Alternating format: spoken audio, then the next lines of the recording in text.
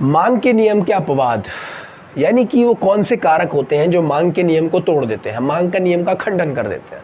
अब ये मांग का नियम क्या होता है, मांग का नियम क्या होता है, उसको जानने के लिए इधर आई बटन पे लिंक आ रहा होगा, स्पेशली वीडियो बनाया है मैंने मांग के नियम पे, यहाँ लिंक आ रहा होगा, उस पर टच कीजिए, मांग के नियम को जानिए। पहले चलिए इस वीडियो में हम थोड़ा सा रिवाइंड कर देते हैं कि मांग का नियम क्या होता है। देखिए, मांग का नियम हमको बताता है कि यदि किसी वस्तु की कीमत घट जाती है तो उसकी मांग बढ़ जाती है, और किसी वस्तु की कीमत यानी कि पी अगर घट जाएगा, कीमत यानी कि पी घट जाएगा, तो क्यू यानी कि उसकी मांग मात्रा वो बढ़ जाएगी।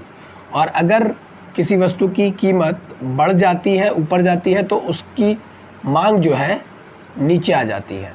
यानी कीमत घटने पर मांग बढ़ जाएगी, कीमत बढ़ने पर मांग घट जाएगी। ये मांग का नियम हमको बताता है। अब हम जानते हैं कि मांग के नियम को ऐसी कौन सी चीज़ें हैं जो तोड़ देती हैं। तो सबसे पहले हम जानते हैं कि मांग के नियम के अपवाद क्या होते हैं, इसका अर्थ क्या होता है। वह कारक जो मांग के नियम का अनुसरण नहीं करते, जो मांग के नियम का अनुसरण नहीं करते हैं, ठीक है, जो मांग के नियम को नहीं मानते, कि हम नहीं मानते मांग का नियम क्या होता है भाई, हम नहीं मानते कीमत घटे या बढ़े, does not matter for us. अब वो चीज़ें, सारी चीज़ें जो मांग के नियम का खंडन कर देती हैं, मांग के नियम को तोड़ देती हैं, मांग के नियम को नहीं मानती हैं, उनको हम कहते हैं मांग के नियम के अपवाद। अब वो कौन कौन से होते हैं, 4 मैंने यहाँ पे लिख रखे हैं, इनको वन बाय वन समझेंगे सबको कि ये क्या होते हैं। सबसे पहला है हमारा गिफन पदार्थ। गिफन पदार्थ क्या होते हैं, इसको समझते हैं पहले कि गिफन पदार्थ क्या होते हैं। देखिए, गिफन पदार्थ को हम अगर सीधी सी भाषा में बोलें तो हम बोल सकते हैं घटिया वस्तु, ठीक है, घटिया वस्तु, बिल्कुल थर्ड क्वालिटी की वस्तु। जैसे कि आप अगर बहुत अच्छा पैसा कमाते हैं तो आई एम डैम श्योर कि आप किसी अच्छे शोरूम से कोई चीज़ें ख़रीदते होंगे, लेकिन एक मिडिल क्लास या फिर एक थर्ड क्लास फैमिली जो होती है वो क्या करती है, जैसे कि जगह जगह जो फड़ लगे होते हैं या बाज़ार में वहाँ से चीज़ों को ख़रीदते हैं। आपको शूज़ चाहिए, अगर आप मिडिल क्लास हैं, थर्ड क्लास है, तो आप किसी बाज़ार में चले जाएंगे, वहाँ पे फड़ लगे होते हैं, छोटी छोटी दुकानें लगी होती है, हाँ वहाँ से ख़रीद लेंगे। तो वहाँ पे जो भी मिलता है वो घटिया वस्तुओं की श्रेणियों में आता है।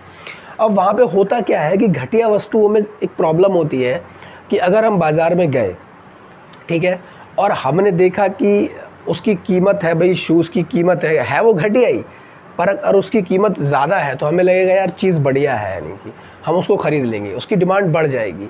लेकिन अगर वहीं वो घटिया वस्तु जो है उसकी कीमत अगर घट जाएगी बहुत ज़्यादा, तो हम सोचेंगे यार ये तो बेहद बेकार है, क्योंकि उस लेवल पे बंदा सोचता है ना, जिस लेवल पे वो होता है उसी लेवल पे सोचता है कि यार बहुत ही ज़्यादा कम कीमत है, इसका मतलब बहुत ज़्यादा ख़राब होगी ये चीज़, इसको नहीं ख़रीदेंगे, ठीक है।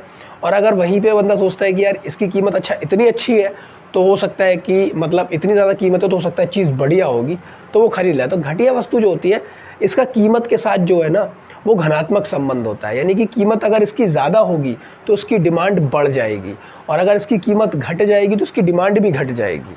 ये घटिया वस्तुओं में पाया जाता है, गिफन पदार्थ में ये चीज़ पाई जाती है। तो इस तरीके से क्या करता है, मांग के नियम का खंडन कर देता है, मांग के नियम को तोड़ देता है, राइट। दूसरी चीज़ है अज्ञानता। अज्ञानता यानी कि बहुत ज़्यादा है हमारे देश में। अज्ञानता के अगर बोलूँ तो बहुत ज़्यादा बोलने लगूँगा, ये वीडियो शायद 4-5 दिन की बन जाएगी इसीलिए अज्ञानता के बारे में सिर्फ छोटी सी बात कहूँगा कि देखिए, कई लोगों को इस बारे में ज्ञान नहीं होता कि यार अगर किसी चीज़ की कीमत अगर मार्केट में अभी कम है और आगे बढ़ सकती है तो मैं उसे ज़्यादा ख़रीद के रख लूँ, ठीक है। जैसे कि मार्केट में हम देखते हैं बहुत सारी चीज़ें होती हैं डेली यूज़ के लिए, सर्फ, साबुन, शैम्पू वगैरह। तो लोगों का क्या होता है कि लोग जाते हैं, उसने साबुन ख़रीदा और उस साबुन पे उसने आज देखा नहीं कि MRP क्या है और वो कितने का उसको मिला, ठीक है। अब अगर उसको 40 रुपये का साबुन है और वो अगले हफ्ते जाता है फिर से और वो 40 से घट के 30 का हो जाता है, तो वो ये नहीं सोचेगा कि यार कीमत कम हो गई है, मैं इसके 4-5 पीस लेके रख लेता हूँ, ठीक है। तो वो अज्ञानता है, उसको इतना ज्ञान नहीं है अभी। अज्ञानता की वजह से वो क्या करेगा कि कीमत घटने पर भी वो डिमांड को बढ़ाएगा नहीं, मांग को बढ़ाएगा नहीं। क्यों? क्योंकि वो अज्ञानी है, ठीक है। अज्ञानता की वजह से ही देश आज चौपट हो चुका है ऑलमोस्ट। कहने को तो बहुत कुछ है पर कह नहीं सकता। तो अज्ञानता क्या है? अज्ञानता यही है कि उसको पता नहीं कि भाई कीमत घट गई है तो मैं इसको ज़्यादा ख़रीद के रख लूँ, आगे काम आएगा मेरे, ठीक है। और वही एक चीज़ है कि अगर उसको 30 रुपये में मिलने वाली चीज़ अगले हफ्ते 60 रुपये में मिल रही है तो वो फिर भी खरीद रहा है, और उसको तो चाहिए यार, उसको क्या फ़र्क पड़ता है। तो यहाँ ये अज्ञानता क्या करती है कि कीमत घटे या बढ़े, ठीक है, वो डिमांड वहीं की वहीं रह जाती है। किस वजह से? अज्ञानता की वजह से, ठीक है। उसको ज्ञान नहीं होता, उसको नॉलेज नहीं होती है। तो दूसरा हो गया अज्ञानता। तीसरा प्रतिष्ठा सूचक वस्तुएं। अब ये प्रतिष्ठा सूचक वस्तुएं क्या होती हैं? यहाँ पे एक वर्ड आपको देखने को मिला, प्रतिष्ठा। प्रतिष्ठा मतलब एक हिसाब से हम कह सकते हैं इज्जत, सम्मान, ठीक है।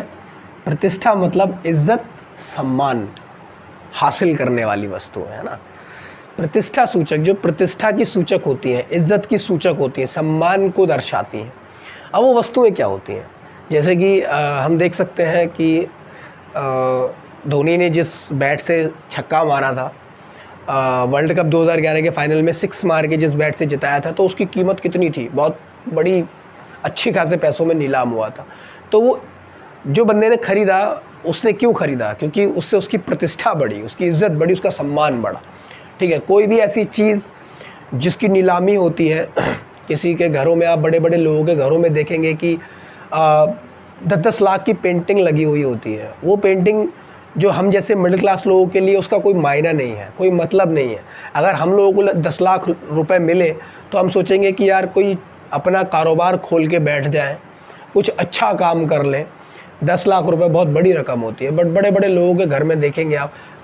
मैं हाल ही में दिल्ली गया था, तो वहाँ पे अभी कुछ ही दिन मैंने वीडियो नहीं डाली थी, गैप हो गया था। तो मैं दिल्ली गया हुआ था, मेरा एक फ्रेंड है वहाँ पे, नाम नहीं लूँगा, काफ़ी ठीक ठाक फैमिली से है वो। उसके घर में एक पेंटिंग लगी हुई थी, घोड़ों की पेंटिंग थी, कुछ 4-5 घोड़े थे उसमें। तो उसने मुझे बताया कि वो 2.5 लाख की है। I was shocked. मैं कहा यार मेरे पास अगर इतने पैसे हों तो मैं सोचूंगा कि मैं कुछ कारोबार कर लूँ। तो वही चीज़ है कि प्रतिष्ठा को जो दर्शाती हैं, सम्मान को जो दर्शाती हैं ना, इज़्ज़त को जो दर्शाती हैं, वो चीज़ें क्या करती हैं कि मांग के नियम को तोड़ देती हैं। उन लोगों को सिर्फ इज़्ज़त चाहिए, सम्मान चाहिए, उनके लिए मैटर नहीं करता कि कीमत क्या है, कीमत कम है या ज़्यादा है, ठीक है। कोई भी ऐसी चीज़ कहते हैं ना कि मतलब अरे ये चीज़ खुदाई में निकली थी, ये मूर्ति वहाँ से निकली थी, इसकी इतनी कीमत, तो वो हालांकि कोई इतनी ज़रूरी नहीं है मानव जीवन के लिए, बट फिर भी वो प्रतिष्ठा सूचक वस्तु है। मानव जीवन के लिए मानव जीवन से इन वस्तुओं का कोई लेना देना नहीं होता है, कोई भी मतलब नहीं होता है। उनको सिर्फ अपना प्रतिष्ठा दिखाना होता है अमीर लोगों को, इसी वजह से वो उस चीज़ को खरीदते हैं। तो प्रतिष्ठा सूचक वस्तुएं क्या करती हैं? मांग के नियम को तोड़ देती हैं। कीमत घट रही है, बढ़ रही है, कीमत से उनका कोई लेना देना नहीं होता है। तो प्रतिष्ठा सूचक वस्तुएं यही होती हैं। उसके बाद आती हैं प्रतिपूरक वस्तुएं। अब ये प्रतिपूरक वस्तुएं क्या होती हैं इसके बारे में जानेंगे कि प्रतिपूरक वस्तुएं क्या होती हैं। देखिए, हम अपनी लाइफ में बहुत सारी चीज़ों का इस्तेमाल एक साथ करते हैं, एक साथ बहुत सारी चीज़ों का इस्तेमाल एक साथ करते हैं।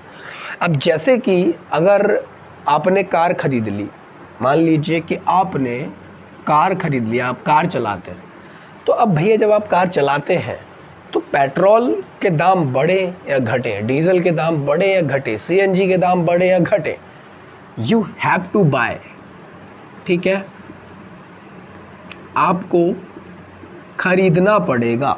पेट्रोल, डीजल या फिर सीएनजी अगर आप कार चलाएंगे तो आपको ख़रीदना पड़ेगा। अब उसकी दाम घटे या बढ़े, पेट्रोल के दाम घटे या बढ़े, डीजल के दाम घटे या बढ़े, आपको ख़रीदना ही पड़ेगा, हर कंडीशन में ख़रीदना पड़ेगा। क्यों? क्योंकि आपको कार चलानी है भाई, ठीक है। अब वही चीज़ है कि यार ये वाइट बोर्ड मेरे पास है, अभी ये जीता जागता उदाहरण में दे रहा हूँ, ये वाइट बोर्ड मेरे पास है, ठीक है। अब मुझे इसका यूज़ करना है तो भैया मार्कर तो मुझे ख़रीदना पड़ेगा। अब इसके दाम 25 से 30 हो जाए या 30 से 10 हो जाए, डज़ नॉट मैटर, मुझे तो ख़रीदना पड़ेगा, क्योंकि ये इसकी प्रतिपूरक वस्तु, वो वस्तु जो एक वस्तु को पूरी करती है। जैसे पेट्रोल के बिना, डीजल के बिना, सीएनजी के बिना कार, अगर आपकी कार डीजल है, पेट्रोल है, सीएनजी है, मतलब ईंधन के बिना कार का कोई मायना नहीं है, वो खड़ी रहेगी। तो वो उसकी पूरक वस्तु है। कार की पूरक वस्तु क्या है? पेट्रोल है, डीजल है, सीएनजी है, तो वो आपको ख़रीदना पड़ेगा। बाइक अगर आपने ख़रीद ली सपोज़ कीजिए कि आपने बाइक ख़रीद ली, तो भैया पेट्रोल तो आपको ख़रीदना ही पड़ेगा, हर कंडीशन में बाइक तो उसका यूज़ तो करना है, क्योंकि वो उसकी प्रतिपूरक वस्तु है। बाइक की प्रतिपूरक वस्तु क्या है? पेट्रोल है। पेट्रोल के बिना आप बाइक चला नहीं सकते, तो पेट्रोल की कीमत घटे या बढ़े, आपको बाइक चलानी है तो आपको पेट्रोल ख़रीदना पड़ेगा, राइट। वही एक चीज़ है। अब मोबाइल की प्रतिपूरक वस्तु आजकल क्या हो गई है? Internet, recharge. आपने मोबाइल ख़रीद लिया तो भाई रिचार्ज तो आपको कराना पड़ेगा। अब अंबानी जी चाहे 1000 का कर दें या 500 का कर दें, वो उनकी मर्ज़ी है भैया। उन्होंने जो प्राइस फिक्स कर दिया, आपने तो रिचार्ज कराना है, क्योंकि वो रिचार्ज क्या है? आपके मोबाइल के लिए प्रतिपूरक है, आपको करना ही पड़ेगा। तो प्रतिपूरक वस्तु की वजह से क्या होता है कि डिमांड तो रहेगी, कीमत घटे या बढ़े, डिमांड तो वहीं की वहीं रहेगी। तो ये जो थी 4 चीज़ें हमने आपको बताई, कफन पदार्थ, अज्ञानता, प्रतिष्ठा सूचक वस्तुएं और प्रतिपूरक वस्तुएं। गाइस, मुझे उम्मीद है कि आप लोगों को समझ में आया होगा कि मांग के नियम के अपवाद क्या होते हैं, मांग के नियम को क्या चीज़ें हैं, क्या कारक हैं जो मांग के नियम को तोड़ देते हैं। ठीक है, होप कि आप लोगों को समझ में आया होगा। नहीं आया तो फिर कमेंट बॉक्स तो है ही, कमेंट कीजिए, और बार बार रिवाइंड करके भी आप देख सकते हैं। ये ऑनलाइन क्लास का बड़ा फ़ायदा होता है। तो कमेंट बॉक्स तो है ही, इंस्टाग्राम भी है, फेसबुक भी है, आप मैसेज कीजिए, मैं आपको रिप्लाई करूँगा। ठीक है, पर्सनली भी आप मुझसे कांटेक्ट कर सकते हैं। फेसबुक पेज पे हमारे जाइएगा, अबाउट में जाके फेसबुक पेज पे जाइएगा, वहाँ पे मेरा व्हाट्सअप नंबर भी है, आप वहाँ मुझे पर्सनली भी मुझसे बात कर सकते हैं। जो भी आपके डाउट्स हैं मैं क्लियर करूँगा। ठीक है, मिलते हैं अगली वीडियो में। Till then, good bye.